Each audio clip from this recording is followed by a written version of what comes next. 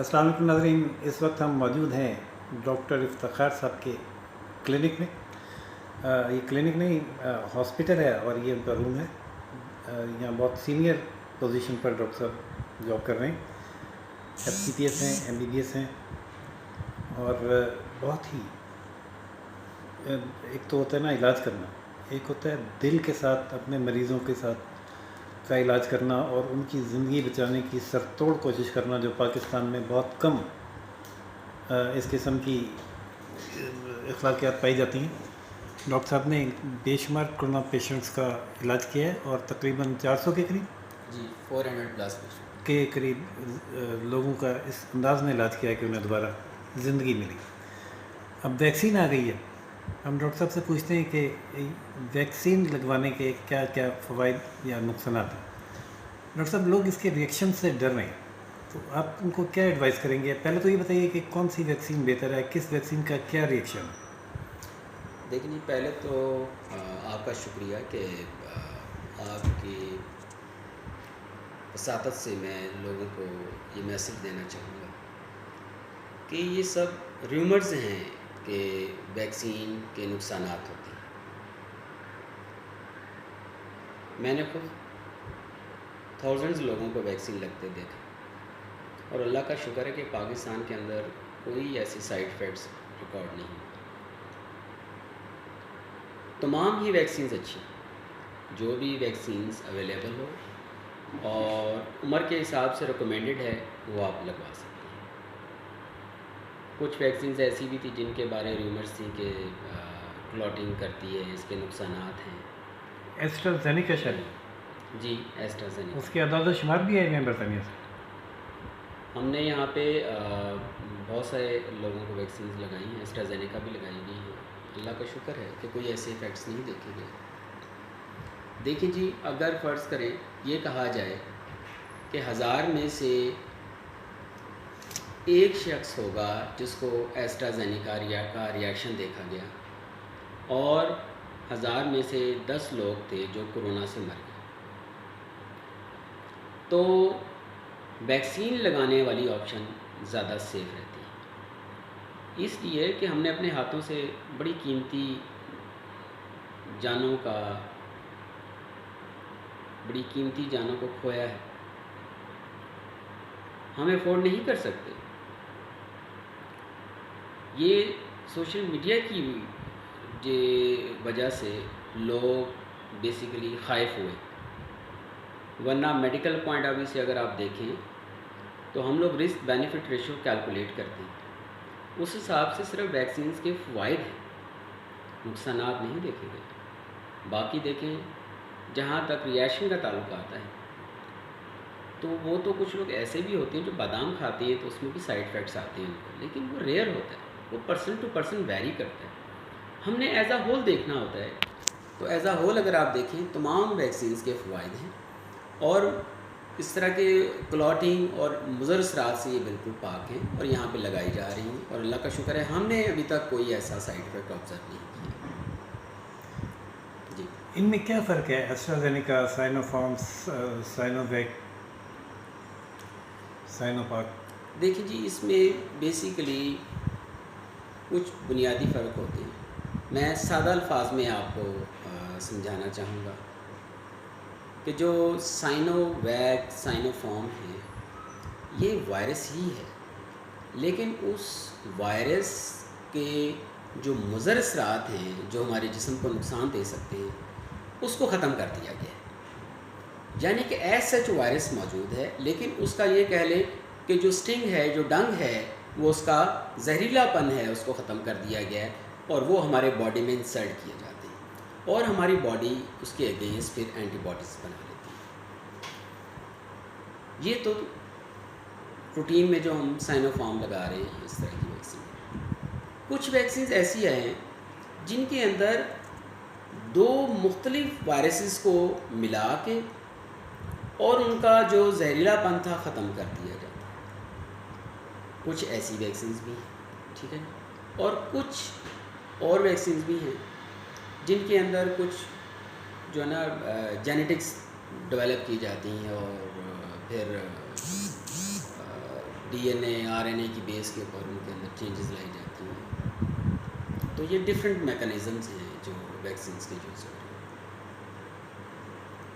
तो डॉक्टर साहब मैंने अक्सर को देखा है जो वैक्सीन लगवाने के बाद वो ये कहते हैं हमें बुखार हो गया है या हमारे जिस्म में थोड़ा दर्द महसूस हो रहा है या वो वीकनेस फील करते हैं या ड्रोजीनेस फील करते हैं, उसकी क्या वजह है?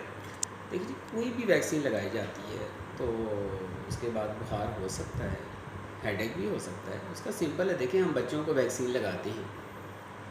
आपने अच्छा क्वेश्चन किया। क्या हम जो बच्चों को फांसी टीके लगवाते हैं तो आपने देखा होगा अक्सर बच्चों को थोड़ा बहुत टेम्परेचर आ जाता है, दर्द होती है, बच्चा क्राई करता है, तो आ सकते हैं, लेकिन इसका ये मतलब नहीं कि हम वैक्सीन लगाना छोड़ दें।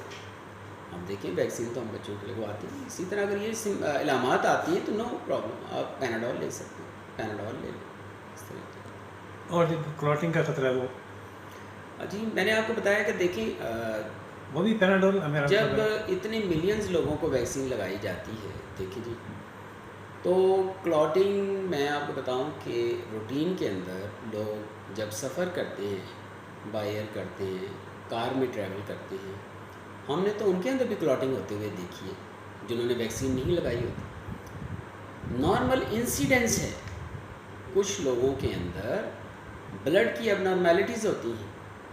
होना तो ये चाहिए कि वो जो केसेस जो रिपोर्ट किए गए हैं उनकी देखिए बाकायदा से सारी स्क्रीनिंग की जाए, वर्कअप किया जाए, उसके बाद कोई डिसीजन होता है।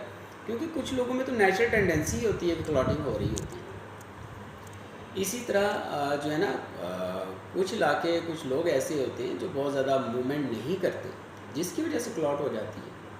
तो बहुत सारे फैक्टर्स हैं, लेकिन इसका ब्लेम सिर्फ वैक्सीन को दे देना जो है ना ठीक नहीं है। तो जब तक उन लोगों की प्रॉपर इन्वेस्टिगेशंस ना हो जाएं, सारा वर्कअप ना हो जाए, उस वक्त तक ये कहना गलत है।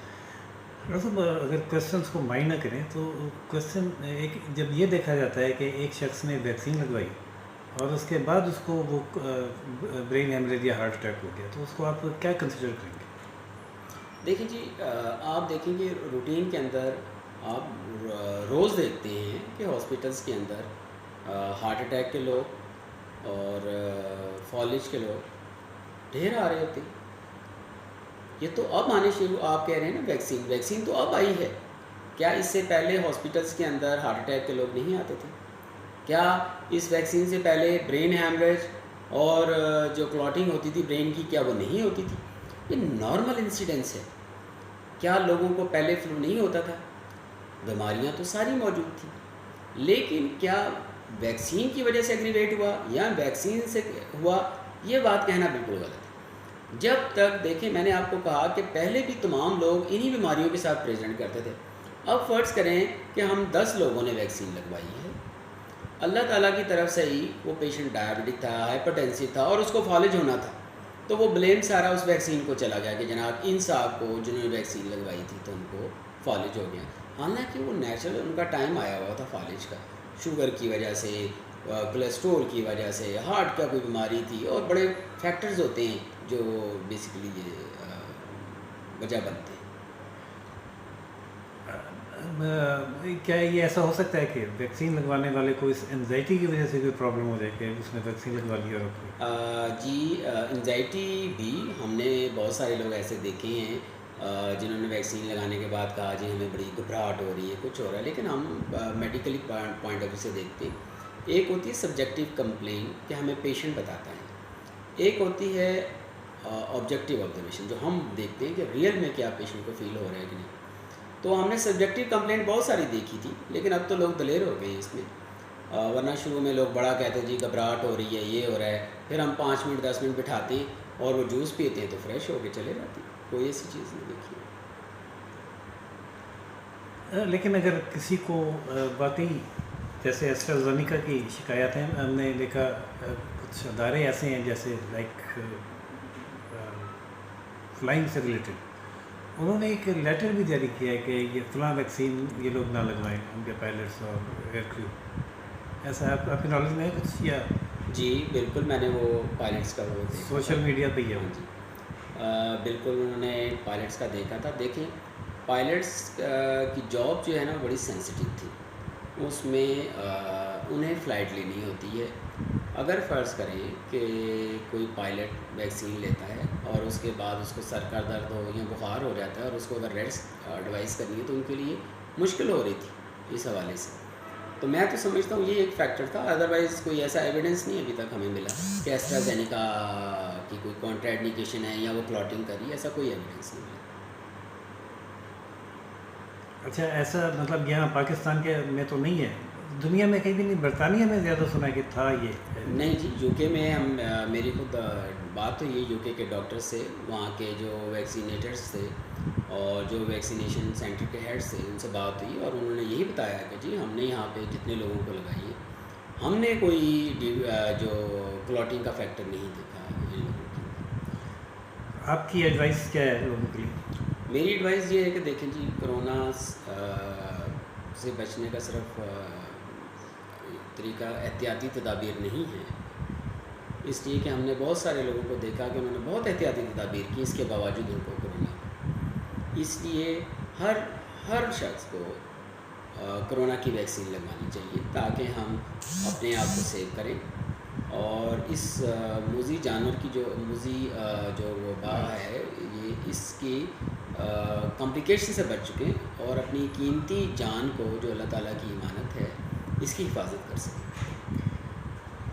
और ये इजीली अवेलेबल है या शॉर्टेज जी, है? अब तो माशाल्लाह जी बड़े वैक्सीनेशन सेंटर्स बना दिए गए हैं पिंडी के अंदर। मैं समझता हूँ हुकूमत का बहुत अच्छा रोल रहा है इसके अंदर। उन्होंने अपनी हिम्मत के हिसाब से बहुत अच्छी कोशिश की है और सब जगह अवेलेबल है। देखिए वैक्सीन जब भी आती है डेफिनेटली शॉट भी हो जाती है, लेकिन ऐसा नहीं है कि शॉट ही रही हो, साथ साथ प्रोवाइड की जा रही है गवर्नमेंट सेंटर्स के अंदर साथ साथ हर जगह। डॉक्टर साहब, ऐसा कोई मैकेनिज़्म है कि जैसे आपने बताया लोग आते हैं कंप्लेंट के साथ कि घबराहट है, आपने बिठाया जूस पिलाया, लेकिन अगर वाकई किसी को सब्जेक्टिव फीलिंग हो तो उसका इलाज फिर वो देखिए जी, हमारे पास फ्री हो? यहाँ जब जब भी किसी सेंटर के अंदर इंजेक्शन लगाई जाती है तो साथ ही ऑब्जर्वेशन एरिया होता है जहाँ पे ऐसे लोग जिनको कोई कंप्लेन आती है तो वहाँ पे उनको ऑब्जर्वेशन के लिए रख लिया जाता है और उनको बाकायदा जो प्रॉब्लम होती है उसको सॉल्व किया जाता है और ओके। ट्रीट भी किया जाता है। वो बाकायदा से ये हर सेंटर की रिक्वायरमेंट है कि वहाँ पे बाकायदा से कार्डिक मॉनिटर और सारे किट्स होती हैं जो रिएक्शन की सूरत में या कोई प्रॉब्लम आने की सूरत में वहाँ पे हैंडल करती है जी। हाँ जी। आपने डॉक्टर साहब हुकूमत की कोशिश का जिक्र किया, तो मैंने एक क्लिप देखा था, पता नहीं वो किस हद तक दुरुस्त है, डॉक्टर यास्मीन राशिद जो वज़ीर सेहत हैं पंजाब की, उनका अपना ये कहना था कि इसके रिएक्शंस हैं और हम ज़बरदस्ती नहीं कर रहे, जो लगवाएगा अपने रिस्क पर लगवाएगा, और उनका स्टाफ पर वो खुद नहीं लगवा रहे। इसकी क्या वजह समझते हैं आप? देखिए वो जहाँ तक रिएक्शन का ताल्लुक है ना, दरअसल मैं आपको बताऊँ मीडिया हर तस्वीर के डिफरेंट रुख होते हैं। अब जो है ना मैं फिर अगेन वही बात दोहराऊँगा कि मैंने ऐसे लोगों को भी रिएक्शन होते देखा है जिन्होंने बादाम खाया था। तो देखें हम एक पैनाडोल की गोली देते हैं उससे भी रिएक्शन हो सकता है, लेकिन क्या अगर 1000 या 2000 लोगों में पैनाडोल की गोली से रिएक्शन होता है तो क्या आप पैनाडोल की गोली बाकी लोग खाना छोड़ देंगे सर दर्द के लिए? खाएंगे आप? और खुदा न खासा कोई एक आध केस अगर ऐसा रिकॉर्ड होता है, ये देखें हर दवाई के ऊपर लिखा होता है, आप कोई भी मेडिसिन उठा के लिखें वहाँ पे लिखा होता है कि अगर इस दवाई से आपको एलर्जी है तो बराए मेहरबानी इस दवाई को इस्तेमाल ना करें। इसलिए कि देखिए कोई भी मेडिसन, इवन पैनाडोल क्या, डिस्प्रिन क्या, कोई भी ड्रग रिएक्शन कर सकती है, लेकिन हमने अगेन रिस्क बेनिफिट रेशो देखना होता है। जब इस वैक्सीन के हमें फ़ायदे ज़्यादा हैं तो फिर जी वैक्सीन ज़रूर लगवानी चाहिए। और उन्होंने अपनी जगह ठीक कहा, इसलिए कि देखिए दवाई तो कोई भी साइड इफ़ेक्ट दे सकती है, रिएक्शन कर सकती है। तो मतलब ग्लोबल बात यही है कि वैक्सीन ज़रूर लगवानी चाहिए, लेकिन कोरोना से बचने के लिए, लेकिन अपने रिस्क एंड कॉस्ट पे। बिल्कुल जी, लगवाएं ज़रूर। हाँ जी, बाकी जो है ना देखें वैक्सीन सिर्फ फ़वाइद को मद्देनज़र रखते हुए बनाई गई है। बाकी मुज़र असरात आ सकते हैं, मैं ये नहीं कहता, लेकिन उसको साथ साथ ऑब्ज़र्व किया जाता है। बड़े शॉर्ट पीरियड के अंदर इसको लाया गया और मैं समझता हूँ इसमें देखें इसके बावजूद उन्होंने बड़े ट्रायल्स किए हैं। पाकिस्तान ने जो वैक्सीन ली है इस पर भी जो है ना बड़े साथ साथ ऑब्ज़र्वेशन है। ऐसा नहीं है कि डॉक्टर साहब, सिर्फ ये लगाई वैसे जाए। तो वैक्सीन जब बनती है उस पर कई साल लगते हैं और वो जानवरों पे उसके तजर्बात होते हैं, लेकिन ये सुना है कि वाइल्ड वैक्सीन है जो जिसका एक्सपेरिमेंट इंसानों पे हो रहा है। देखिए जी, ऐसा नहीं है कि सिर्फ एक्सपेरिमेंट हो रहा है, इसके अंदर बाकायदा ट्रायल्स किए गए हैं, लेकिन इमरजेंसी ट्रायल्स किए गए जिसके अंदर इवन पाकिस्तान भी शामिल था। तो अल्लाह का शुक्र है, इसके कोई ऐसे मुज़र असरात नहीं देखे गए।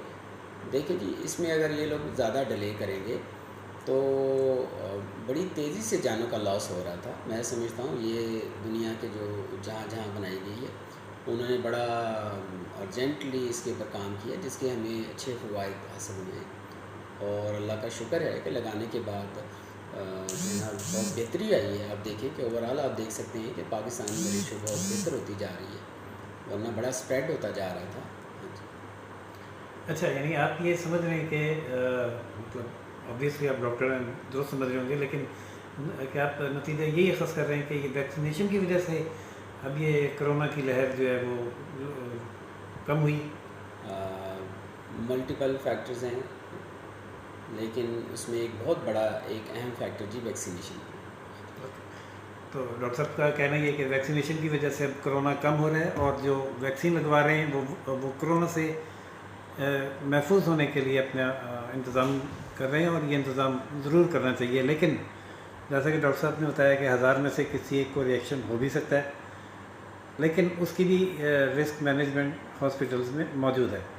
तो डॉक्टर साहब का इसरार यही है कि सब लोग वैक्सीनेशन ज़रूर करवाएं। बहुत शुक्रिया डॉक्टर साहब, बहुत इंफॉर्मेटिव आपके साथ ये मीटिंग रही, और अवाम इससे यकीनन मुझे उम्मीद है कि इस्तेफ़ादा करेंगे। अल्लाह हाफ़िज़।